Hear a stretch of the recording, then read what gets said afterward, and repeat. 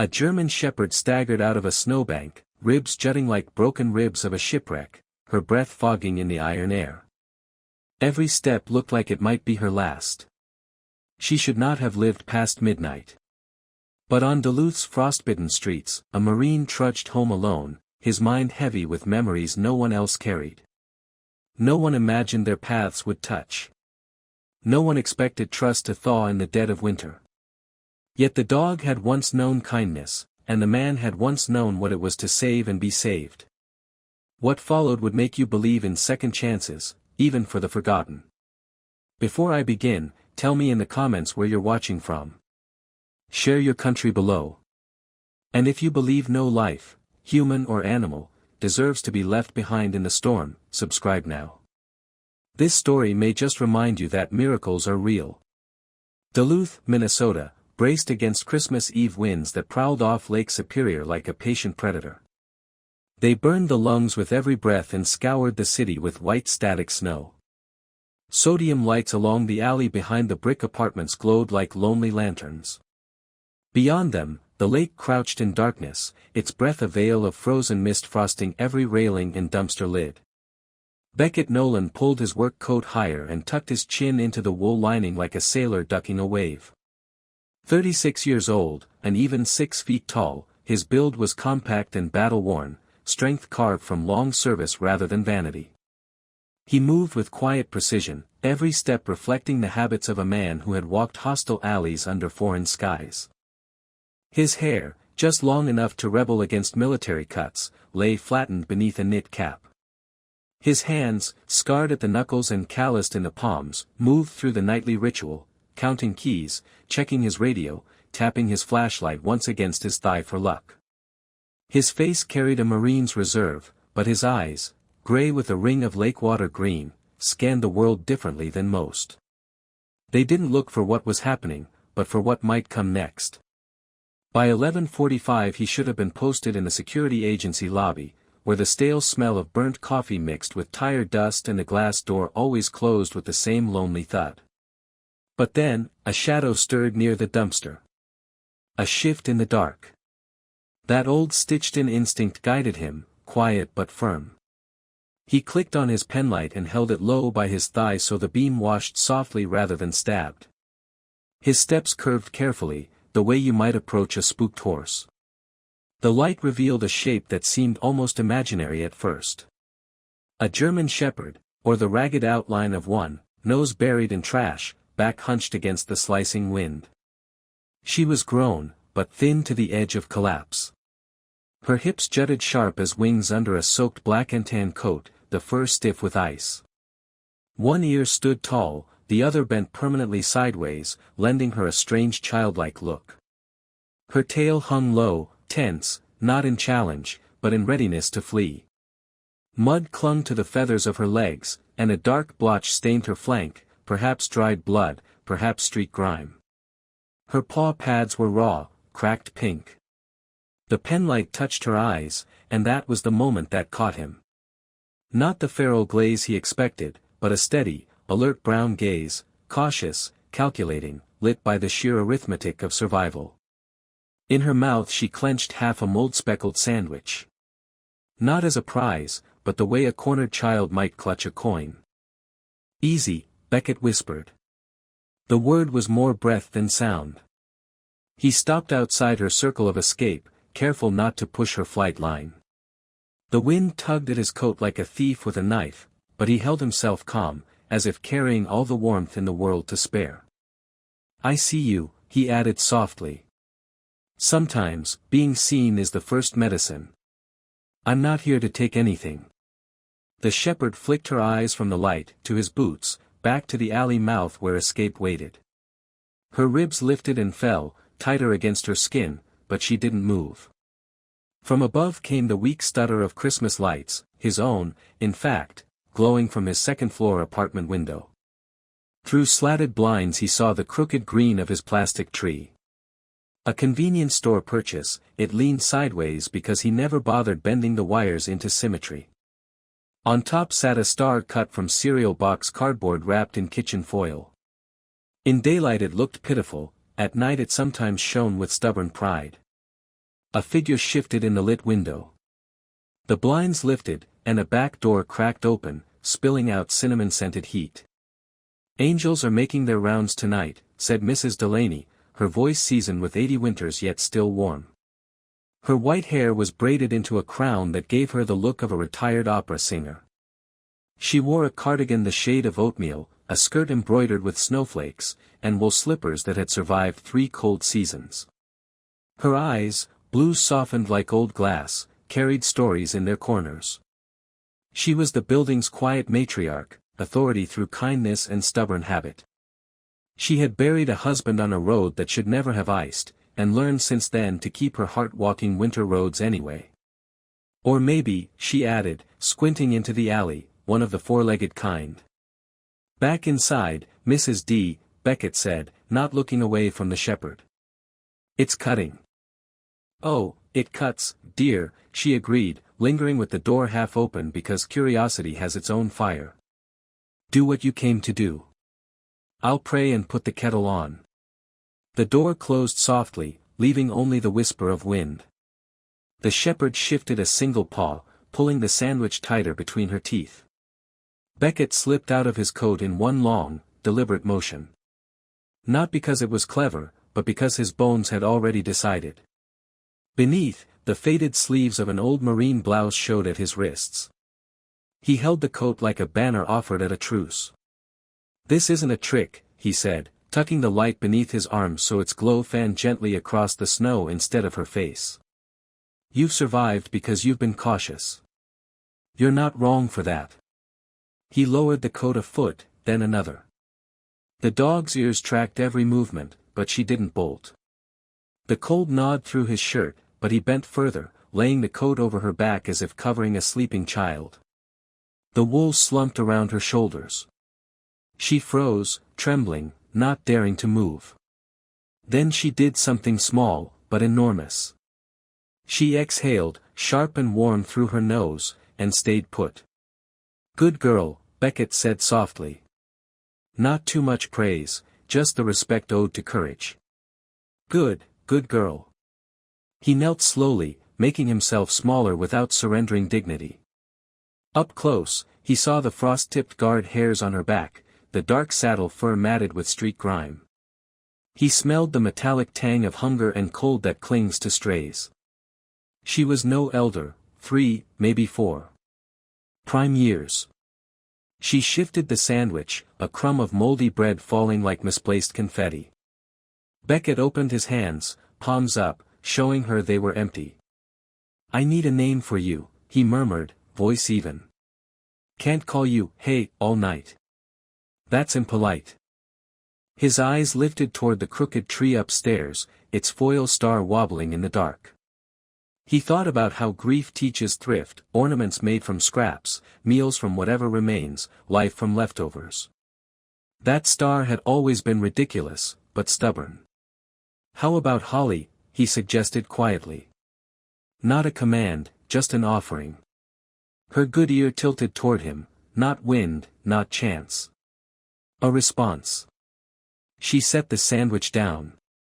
Not surrendered, not guarded, just placed. And then, in the smallest miracle of the night, she edged forward, tucking herself more fully under the warmth of his coat. Above them, the foil star steadied its light.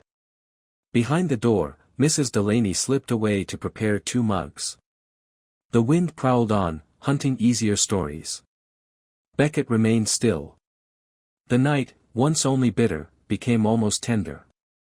The stairwell smelled faintly of radiator steam and cinnamon as Beckett Nolan eased open the side door and coaxed the German shepherd inside. Outside, the storm clawed at the windows, its nails raking the brick. But within the building's walls there was dim light, the hum of a weary heater, and a silence so thick that each drip of melting snow from his boots could be heard.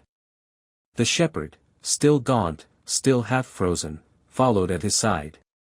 She moved cautiously, eyes darting from corner to corner, ribs showing even in the weak glow. Beckett's voice was steady, low, like a compass guiding her across thresholds she had not crossed in weeks, maybe months.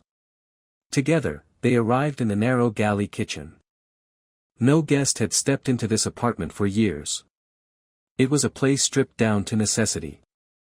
The linoleum had been worn smooth by the steps of one man. The stove bore a single pot, scratched but clean. The fridge hummed weakly, half-empty shelves holding milk, eggs, and mismatched containers of leftovers. Against one wall stood the same small Christmas tree glimpsed from outside, its wire branches bent by time, a few ornaments dangling without order. The foil star leaned precariously, refusing symmetry. The shepherd lingered in the doorway, her body still taut, tail low, her gaze sliding from the heater to the window, as if plotting escape routes. Hunger weighed on her, but so did the instinct of a creature who had survived on her own. "Come on, Holly," Beckett said, trying the name again, softer this time. Not a command. An invitation. Her tilted ear flicked, the other turning toward the hall. She didn't cross the threshold. He didn't rush her. Instead, Beckett filled a basin with hot water, steam curling like pale ghosts. From a cupboard he pulled a towel, edges frayed from deployments years ago, the kind of towel that had seen salt air and desert sand. He crouched near her, damp cloth in hand. She stiffened instantly, paws splayed, the instinct to flee alive in her muscles. He didn't press. He waited. Only when her eyes steadied, brown meeting gray, did he reach forward. Gently, he wiped away the grime and salt clinging to her paws. One paw at a time. Slow. Careful. When she didn't bolt, he carried her further into the bathroom, filling the tub shallow with warm water. Bathing her was no quick task. She shivered, eyes wide, flanks twitching. But Beckett's hands remained calm, his voice a quiet rhythm. The water ran off dark, street grit, dried blood, the residue of too many forgotten nights. Wrapped in the towel afterward, she finally allowed herself to lean against his arm. Just enough weight to remind him of nights years ago, when a dog's trust had been his tether in lonely deserts. That weight struck deep. Later, he set a pot on the stove. Stock simmered, rice softening, chicken breast chopped in small, careful pieces. Steam filled the kitchen, carrying a warmth the heater could never match. Holly sat near the door, paws drawn close, eyes never leaving him. Suspicion still lingered, but so did longing. When he placed a shallow bowl on the floor, she approached slowly, lowering her head.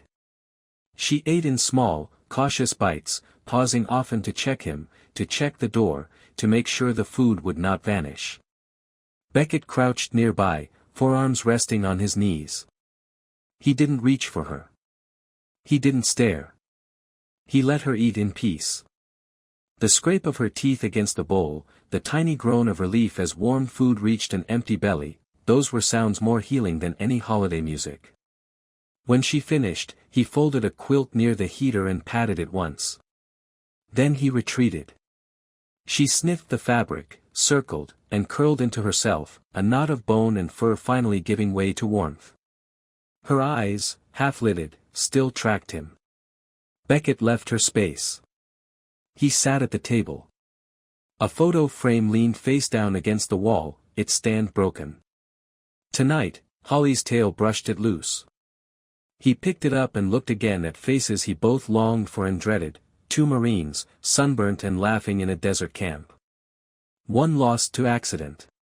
One lost by choice. Their absence still weighed like a stone on his chest. He set the frame back carefully, his vision blurred. Above it, the crooked Christmas tree blinked faintly, its foil star wobbling.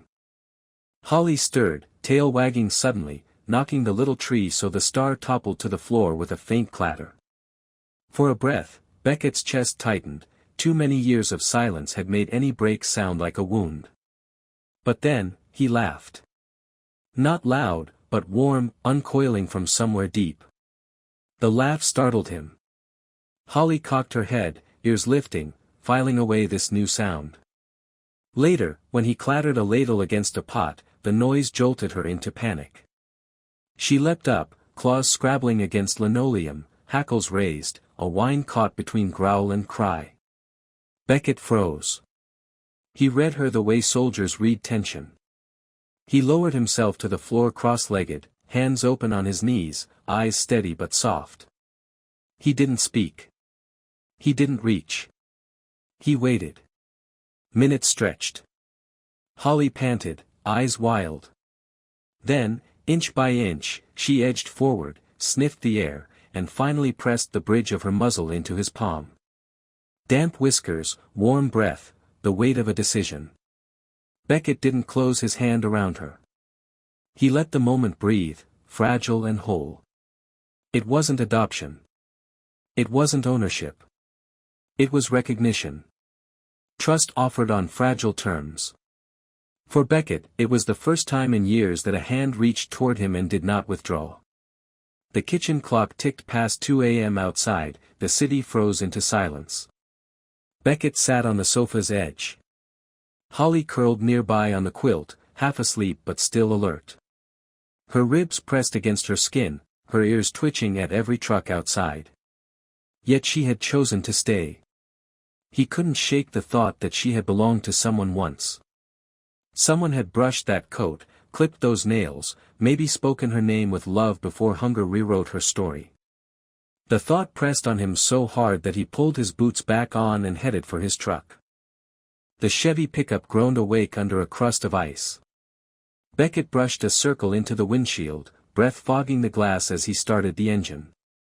The heater spat nothing but cold air at first, but the wipers carved shaky lines across the frozen view. Holly climbed into the cab reluctantly.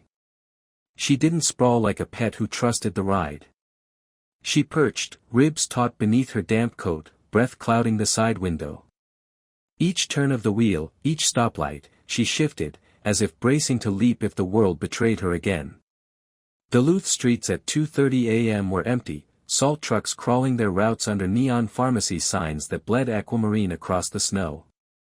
The lake beyond was a slab of black glass, invisible except for the haze it exhaled into the frozen air. The veterinary ER stood plain and unadorned, wedged between a shuttered diner and a car wash, its red-lit sign glowing, Animal Emergency, 24/7. Beckett parked, clipped the navy leash to Holly's collar, and coaxed her toward the sliding glass doors. She resisted at first, planting her paws. He bent low, murmured steady words, and only then did she step inside. The waiting room was harsh with fluorescent light. A row of mismatched chairs sagged against the wall, a vending machine hummed, and a bulletin board hung heavy with holiday flyers overlapping adoption posters. Behind the counter sat a woman wrapped in a knit scarf she hadn't bothered to remove, as if the heater could never quite win against the night. Round glasses slid down her nose as she typed into the computer. Her auburn hair, streaked with gray at the temples, was pulled into a quick ponytail. She looked brisk, but not unkind, the sort of person who could read both paperwork and pain at a glance. Her name tag read Darlene Greaves. She was mid-40s, compact, the fatigue of years on the night shift softened only by competence. Beckett didn't know her story, but it lived in the way she carried herself, the resilience of someone who had lost but kept moving. "What do we have?" she asked, her voice matter-of-fact but gentle. "Stray," Beckett said. His words carried the clipped rhythm of a Marine's report. "Found her last night. Need to check for a chip." Darlene's eyes flicked over Holly, the sharp ribs, the pink, raw paws, the wary gaze that scanned every corner of the room. "Young," she murmured. "Full shepherd, I'd say. Let's see." She lifted the scanner carefully, kneeling to Holly's level. Beckett steadied the dog with a hand at her scruff. A beep chirped, small but final. Numbers scrolled onto the screen. Darlene's brow furrowed. She tapped keys, the clatter loud in the sterile quiet. Then she looked up. Registered to Ruth Ellison. West End address. Records last updated 4 years ago. She hesitated before continuing. "There's a note here, she passed away. Just 3 weeks ago. I'm sorry." Beckett blinked, the name striking the air like a church bell. He'd never known Ruth Ellison, yet the weight of the name pressed on him. "I remember her," Darlene said softly. "Older woman. Used to bring a shepherd to the library for reading afternoons with the kids. Always had a thermos of tea. Always kind. Her eyes shifted to Holly, recognition warming her face. This must have been her girl. Holly pressed closer against Beckett's leg, as if the sound of that absence was something she could feel. Darlene straightened, her tone turning official again. Protocol requires we notify animal control. Any found animal linked to a deceased owner has to be held for 72 hours. See if there's family, next of kin, or someone with a claim. Beckett's jaw clenched. That means taking her tonight. Normally. Darlene clicked to another screen and swiveled the monitor slightly so he could see. But Duluth has a pilot program. Finder to foster. If the finder has stable housing and agrees to certain conditions, the dog can stay at their home during the hold period instead of going to the shelter. She printed a stack of forms, the old machine grinding as if resentful of the hour. You'd need to sign a care agreement. Provide contact info. Bring her back if a claim surfaces. Beckett read through the clauses, scanning quickly with the discipline of a man trained to absorb orders under pressure. Vaccination follow-ups required. Daily care. Return if an owner appeared. He signed. The pen dragged slightly across the lines. Darlene circled a hotline number. Call if she shows aggression. Or if you can't manage. But, she glanced at Holly, who had tucked herself against Beckett's shin, brown eyes less frantic than when she entered. I don't think that will be an issue. Before leaving, Beckett stopped at the supply wall. He bought a plain navy nylon leash, and at the vending-style machine he etched a name tag, Holly. The clink of metal as it dropped into the tray felt heavier than it should have. He fastened it to her collar. For the first time in weeks, perhaps longer, the shepherd wore something that tethered her to the world again. Outside, the lot was a sheet of ice under sodium lamps. Neon from the clinic hummed behind them. Holly paused, nose high, breath rising like smoke. She glanced back at the doors, as if afraid he might leave her there. Beckett crouched, his glove resting on her head. Beneath fur he felt the bones, the cold skin. I'll bring you back when I have to, he murmured. Until then, you're with me. That's my word. His vow broke the silence like the strike of steel on stone, simple, disciplined, but carried on something gentler, something he thought he'd lost. Holly leaned into his palm, just enough to brush her muzzle against his sleeve.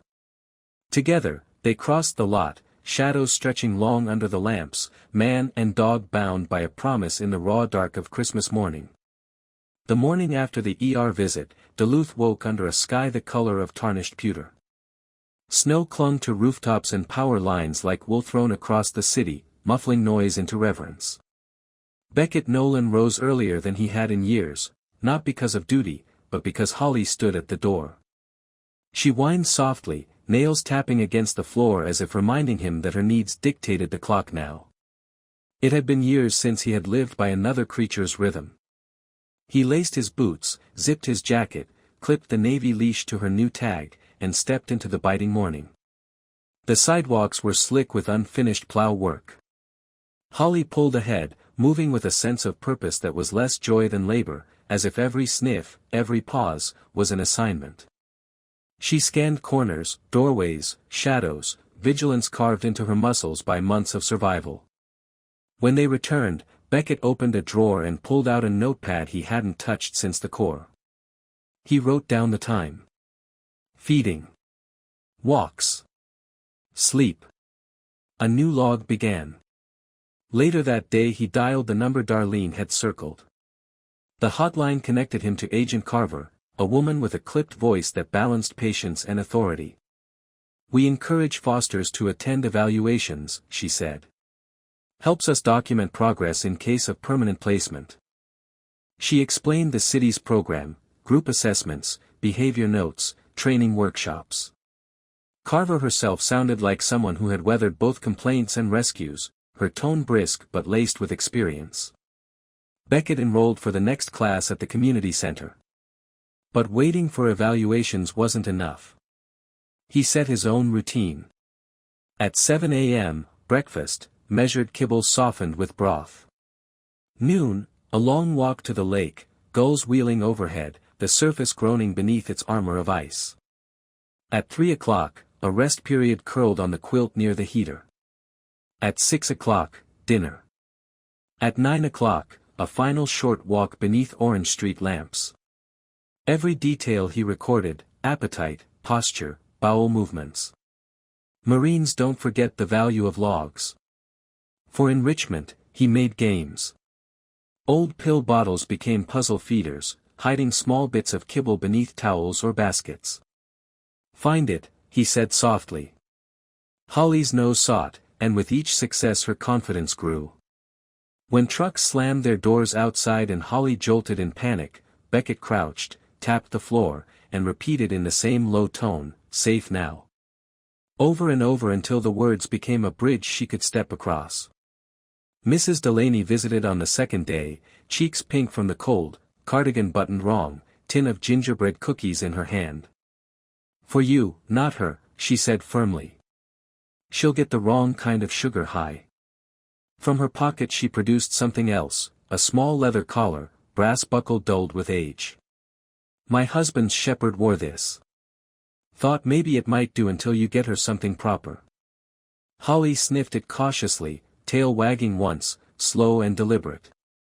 Beckett accepted the gift with a quiet "thank you" that made Mrs. Delaney's eyes soften. She patted his arm. "You look taller standing next to someone who needs you, Nolan. Keep that up." By the third evening, Beckett discovered Holly's peculiar quirk. Socks vanished. Boot socks, gym socks, folded pairs, gone. He found them tucked under the sofa, hidden beneath the quilt. At first he thought it mischief. Then he realized it was storage. Survival. He caught her once, a sock dangling from her mouth. Instead of scolding, he chuckled softly, knelt, and offered a treat. She dropped the sock for food. The ritual repeated. She stole socks, he traded them back. The game became their first comedy, their first inside joke. That night, snow fell fine as powder against the window. Beckett drifted into sleep on the sofa, Holly curled near the heater. Hours later, a sharp whimper cut the quiet. He opened his eyes. Holly's paws twitched against the quilt, claws scraping faintly, breath ragged. She was dreaming, trapped in some memory of cold streets and locked doors. Her whine deepened into a keening that twisted Beckett's chest. He had heard that sound before, in desert nights when soldiers relived blasts and ambushes in their sleep. Without turning on a light, he slid from the sofa, stretched flat beside her, and let his breath fall into a slow, steady rhythm. He left one hand palm up near her paws, invitation, not command. Her legs thrashed, her muzzle jerking as if chasing ghosts. Minutes passed. Then slowly, her nose found his arm. Her head settled on his chest. Her breathing aligned with his. The tremors eased. Beckett lay still, letting the fragile gift of her trust settle across him like a quilt. He stared into the dark, realizing that silence, the silence he had carried for years, was shifting. Making room. The promise he had made, to foster, to care, to not abandon, deepened into something weightier. Something permanent. In that storm-lashed apartment, under radiator sighs and drifting snow, two survivors found a rhythm together. Man and dog breathing as one. The week after Holly's bad dream passed into calmer sleep, life between man and dog found a fragile rhythm.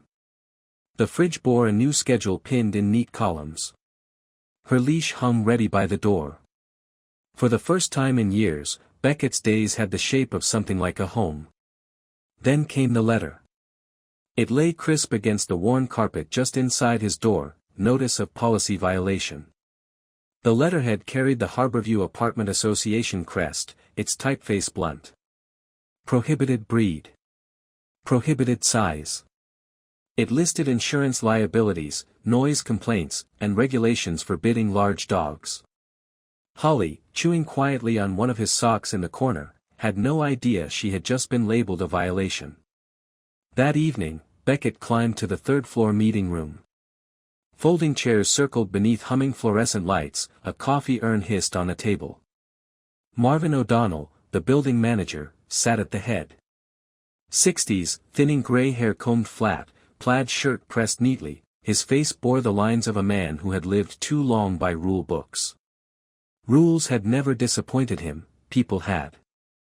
"I'm afraid the policy is clear," Marvin said, adjusting his glasses as if the lenses might shield him. "Large breeds aren't allowed. Complaints have already come in." She barked at a snowplow. Beckett answered evenly, laying out his notes, feeding logs, training exercises, progress reports. His Marine's handwriting was steady, precise. "She's in K-9 good citizen training. I'll carry liability insurance. Don't erase the rule. Grant a variance. Hold me accountable." Before Marvin could reply, the door opened and Nancy Miller slipped in. Early 30s, dark hair tucked behind her ears, exhaustion and kindness written equally on her face. Two young boys clung to her hands.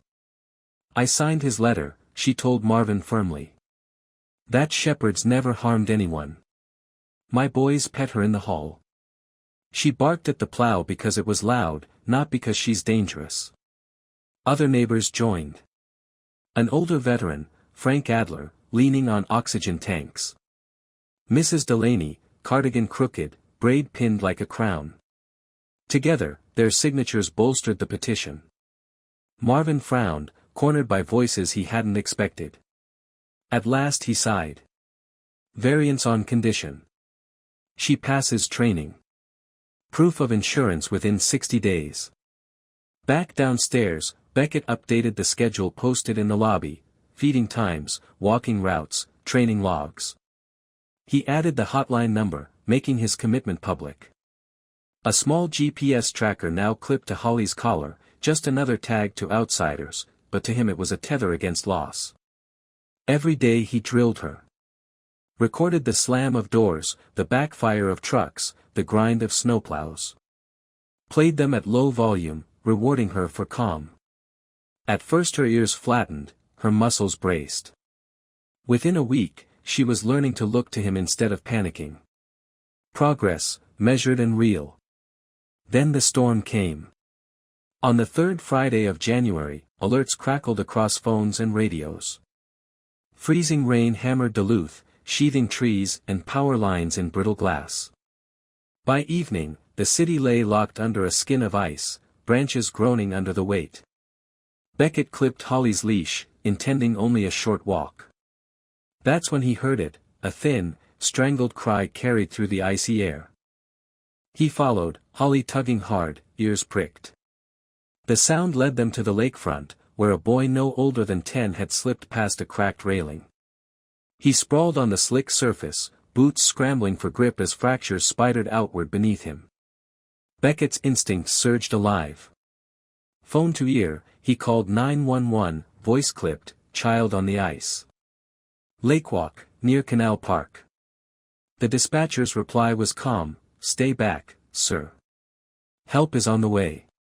Do not attempt rescue." But the boys' sobs carried over the storm, each one shaking the fragile sheet. Holly whined, tugging forward. Beckett scanned. A railing jutted near the path. He unclipped Holly's leash, looped it around the post, clipped his spare carabiner to his belt. He knelt in the ice grit, speaking low, "Stay, girl. Stay with me." He crawled forward on his belly, weight spread wide. The phone speaker crackled, "Low and slow, sir. Don't stand. Anchor yourself." The boy's face was blotched red, eyes wide with terror. "You're not alone," Beckett called softly, voice steady as a metronome. "I'm coming." He dragged himself forward, leash taut at his waist. Reaching the boy, he looped the rope around his middle. "Hold on. We'll move together." The ice whined, fractures spreading. Water seeped black into cracks. Inch by inch, Beckett retreated, hauling the boy alongside. Holly barked once, sharp, urgent, her body straining against the tether like a heartbeat willing them back. The railing held. The boy clutched him tight, sobbing into his coat. Emergency lights strobed against the ice. Fire crews swarmed, pulling the boy into blankets, their voices clipped with efficiency. "You okay, sir?" a paramedic asked, sandy-haired, knit cap shoved down. Beckett shook his head. "See to him." His hand gripped Holly's leash as she pressed against his hip, body trembling but eyes locked on him, anchoring him as much as he steadied her. As the ambulance pulled away, Beckett stood hunched in the cutting cold, knees aching, hands raw. But the boy lived. Holly leaned her weight against him, steady as stone. For the first time in too many years, Beckett felt it, the muscle memory of purpose. The storm left Duluth encased in glass. Branches bowed under the weight of ice, gutters hung with icicles thick as arms, and every side street crackled beneath frozen ruts. By morning, plows had cleared the main avenues, but smaller streets like Beckett Nolan's remained glazed and brittle. The Harborview apartment lobby smelled of wet boots and thawing mittens. On the bulletin board, taped over Beckett's carefully posted training schedule, a new notice glared in bold: emergency tenant meeting, agenda, breed policy enforcement. That evening, neighbors filed into the third-floor community hall. Folding chairs scraped against linoleum. Winter coats dripped into puddles on the floor. Conversations buzzed sharp with tension. At the front sat Marvin O'Donnell, the building manager. His plaid shirt was buttoned too neatly, thinning gray hair plastered flat. Fatigue lined his eyes like cracks in old ice. He tapped his binder with 2 fingers as if the gesture might lend courage. Across the aisle, a cluster of tenants whispered complaints. Leading them was Geraldine Kravitz, a widow in her 70s. Tall, sharp-shouldered, her wool hat perched with precision, her mouth pinched.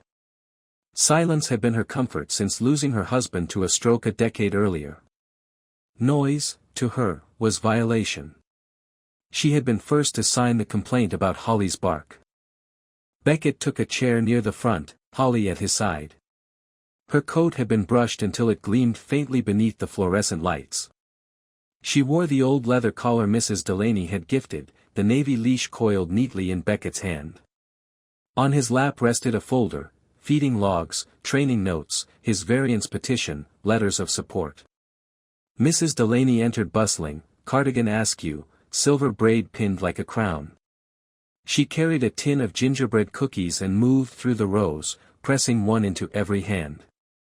"To sweeten tempers," she said. Even Geraldine accepted one with a skeptical sniff. Marvin cleared his throat. "Neighbors, thank you for coming.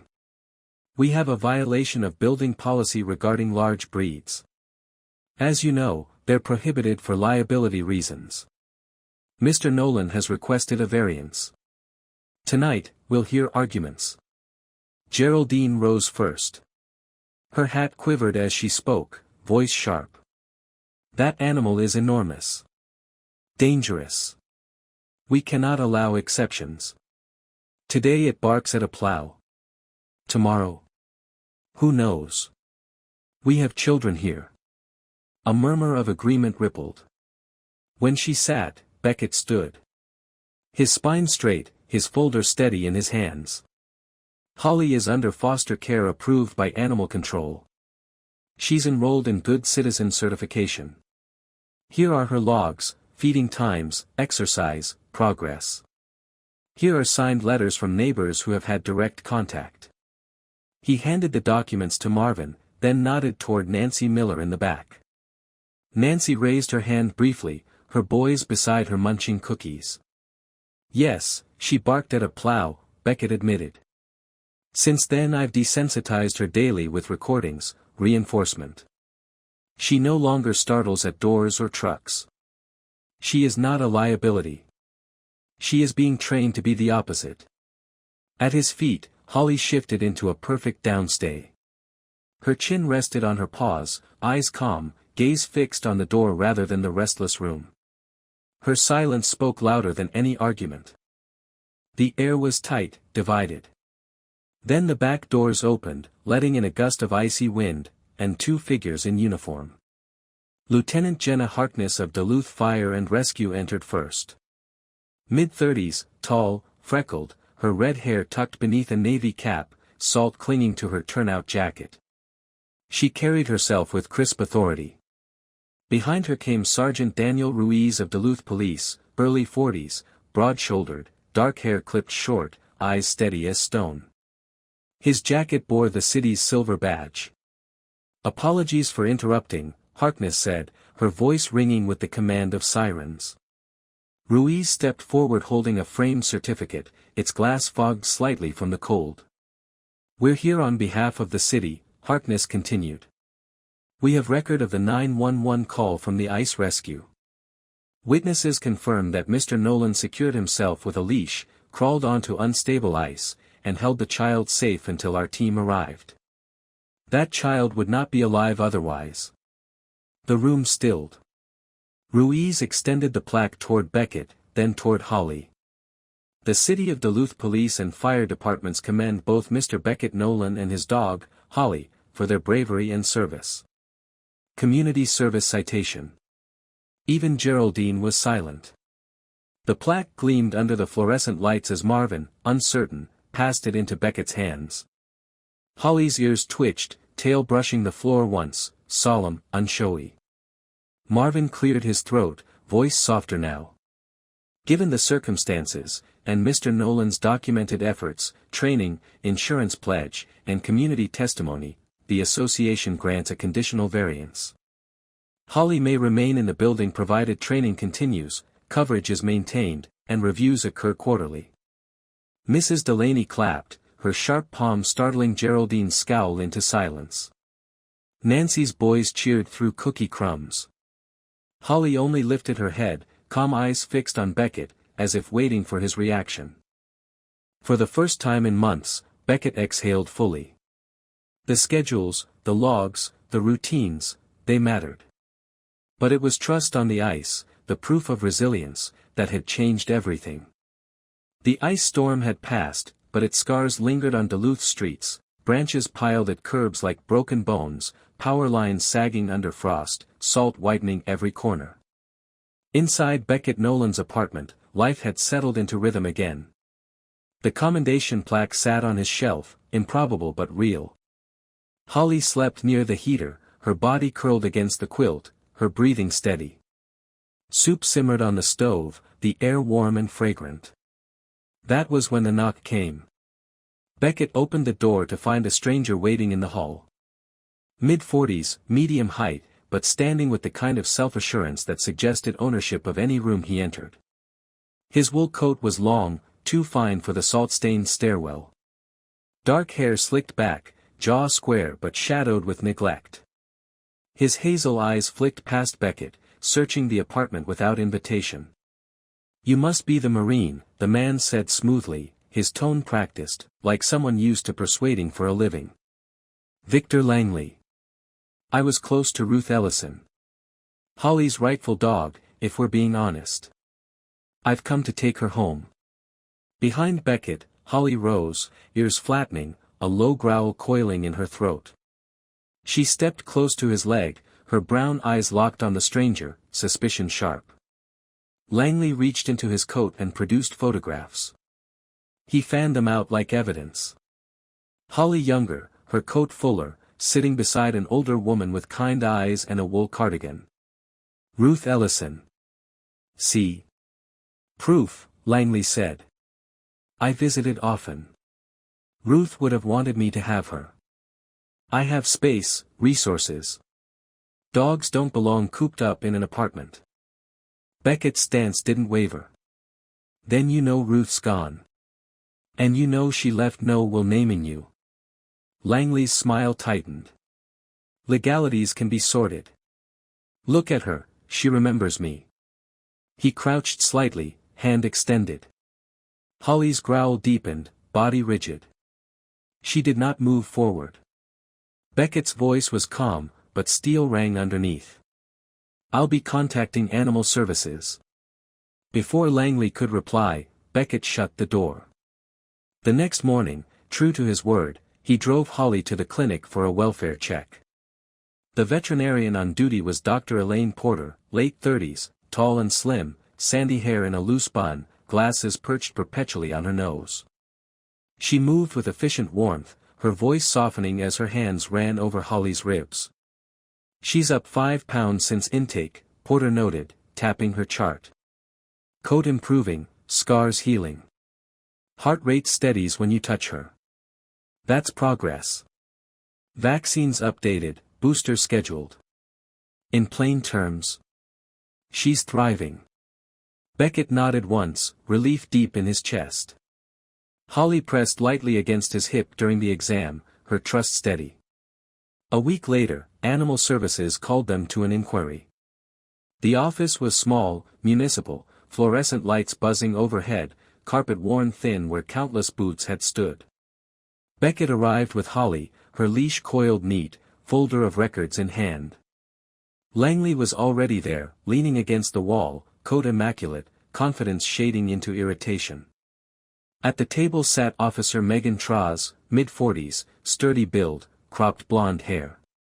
Her expression was steady, practiced from years of mediating disputes. A file lay open before her, Ruth Ellison's information stapled at the top. "Mr. Langley," Traz began, "you've made a claim of prior relationship with the dog. Do you have documentation proving ownership or executor rights over Miss Ellison's estate?" Langley spread his hands. "Ruth and I were friends. She often said if anything happened, I should take Holly. She trusted me. Do you have that in writing?" A pause. "Not formally. But these photos prove I was there." He slid them across the table. Traz studied them without comment, then turned to Beckett. "Mr. Nolan, you currently hold finder to foster status. Do you have updates?" Beckett slid forward the veterinary report, his training logs, letters of support from neighbors, insurance paperwork pending approval. "Health improving. Training documented. Public schedule posted. She's progressing toward certification." Traz nodded, flipping through. "The microchip remains under Ruth Ellison's name. No executor listed. Records show prior reports filed, concerns she left Holly alone long hours, though no confirmed neglect. Mr. Langley, you are not executor, nor do you hold transfer documents. You have no legal claim. Welfare standards require us to prioritize the dog's current condition. Evidence shows she is safe, improving, and bonded to her foster." Langley's face reddened. "So you'll just hand her to a stranger? A man in a walk-up apartment? That's absurd." Holly pressed harder against Beckett's leg, her posture the clearest testimony in the room. Officer Traz's voice was final. "Your request is denied, Mr. Langley. Holly's welfare takes priority. The case is referred to adoption processing. Mr. Nolan, provided you complete the next steps, you may proceed toward permanent guardianship. We'll assign a gotcha day." Langley shoved back from the table, shoes squeaking on the thin carpet. He stormed out without looking back. The room exhaled in his absence. Traz stamped the file and handed Beckett a confirmation slip. "Keep doing what you're doing. Dogs don't lie. She's chosen." On the drive home, the paper sat folded in Beckett's coat pocket. Holly curled on the seat beside him, her head pressed lightly against his arm, anchoring herself. The night beyond the windshield was dark, but for the first time, the road ahead did not feel lonely. Winter thinned slowly in Duluth. Ice crusts melted into rivulets along the gutters, snow retreated from the sidewalks, and daylight stretched itself minutes longer each week. The city thawed into slush, but inside Harborview Apartments, warmth came from something sturdier than weather. A letter arrived in Beckett Nolan's mailbox, not the cold official type, but cream-colored, embossed with the seal of Animal Services. He slid it open with his pocketknife, the blade he'd carried since deployment. Inside was the confirmation, adoption approved. Holly, new owner of record, Beckett Nolan. Effective immediately. The paper trembled slightly in his hand. Holly nosed at his knee, as if aware of the shift. He crouched, read the words aloud, and slipped his hand beneath her collar. "Welcome home, Holly Nolan." Her tail wagged once, deliberate. She pressed her muzzle into his chest, anchoring herself there. The following Sunday, neighbors gathered in the community hall. Mrs. Delaney, cardigan askew, braid pinned neatly, insisted on calling it a party. She brought oatmeal bars cut into perfect squares. Nancy Miller arrived with her boys, who carried a banner made from construction paper, "Welcome home Holly." Even Marvin O'Donnell, still stiff in his plaid shirt, shuffled in with a grudging nod. On a folding table sat a cake, white frosting piped with uneven letters, "Holly Nolan." Someone had tucked a plastic bone into the corner as decoration. Mrs. Delaney raised a paper cup of ginger ale. "To our new neighbor, and to the Marine who learned tall men stand straighter when someone walks beside them." The toast drew a ripple of laughter, and even Marvin cracked a smile. Holly sat calmly through it all, her leather collar polished, her eyes scanning but no longer frantic. She allowed Nancy's boys to hug her neck, accepted crumbs from Mrs. Delaney's hand, and rested her chin on Beckett's knee when the noise grew loud. A year ago, she had hidden from sound. Now she lived inside it. When the small crowd dispersed, Beckett and Mrs. Delaney lingered near the crooked Christmas tree still standing in the hall, its star bent but resilient. She touched his arm gently. "She was Ruth's dog once. Now she's yours." Dogs carry grief, but they also carry healing. Take both. That's the gift. Beckett nodded, throat tight. That evening, back in his apartment, he unhooked the leash and let Holly pad to her quilt. The plaque from the city hung above the shelf, and beside it now sat the adoption certificate in its frame. The room was still plain, linoleum floors, radiator clatter, the same crooked tree in the corner. But it was no longer a silent place. Holly settled with a sigh, curling in warmth, her tail thumping once in contentment. Beckett sank into the sofa, boots untied, staring at the star that had toppled weeks ago. He hadn't fixed it. Some things were meant to lean, to bear their scars openly. For years he had walked alone, carrying silence heavier than any rucksack. Now, when Holly shifted closer in sleep, pressing against his leg, he realized silence had changed. It was no longer emptiness. It was peace. Holly had not just found a home. She had given one back. On paper she was Holly Nolan, citizen of Duluth. In truth she was more, witness, survivor, companion. Proof that rescue runs both directions. And so, on that final night of winter, with the storm season behind them and spring edging closer, man and dog rested together. Two lives, broken in places, mended not by perfection but by presence. Second chances, written not in ink, but in trust.